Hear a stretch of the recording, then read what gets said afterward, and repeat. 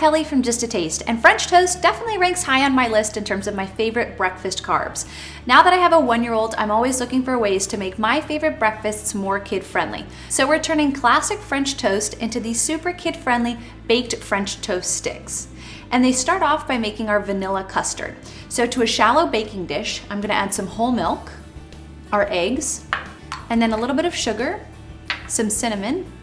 And here's where you could get creative. You could also add some ground nutmeg. And then last but not least, our vanilla extract. We're gonna give this a quick whisk. It's really great to use a shallow baking dish like this because we're gonna be cutting the bread into those nice thick sticks, and it makes it really easy for dipping. Now that we have our custard, we're gonna cut our bread into these sticks. And the type of bread you use totally depends on either what you have on hand or what you can find in your local grocery store, but my first choice for French toast is always Texas toast, which is a really thick cut bread. It's nice and sturdy and it holds up when you bake it, especially in stick form. So I'm just gonna stack 2 slices. And another great trick when it comes to making French toast, whether it's French toast sticks or just classic French toast, is you actually want the bread to be a little bit stale because that dryness really grips onto all the custard, soaks it up nicely, and it bakes up golden brown.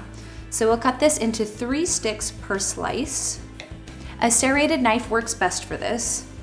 And then I've lined a baking sheet with foil and greased it really well with cooking spray because we don't want the French toast sticks to stick. Dip each piece of bread into the egg mixture. Make sure it gets nice and coated on all sides, and then shake off any excess. And we're gonna arrange them in a single layer on our lined baking sheet. And this is what I mean about using Texas toast because it's nice and sturdy. It soaks up all that great flavor, but it still maintains its shape, and it crisps up really nicely in the oven. These get a little bit crunchier on the edges, but nice and tender in the middle. Then these go into a 350 Fahrenheit oven for about 25 minutes. You wanna flip them once halfway through so they get golden brown on all sides.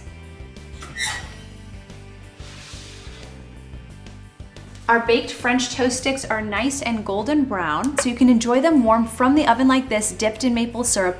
Or if you do want to freeze the French toast sticks, let them cool completely, then package them up and pop them in the freezer. When it comes time to reheat them, just pop them in the microwave for 30 to 60 seconds until they're thawed.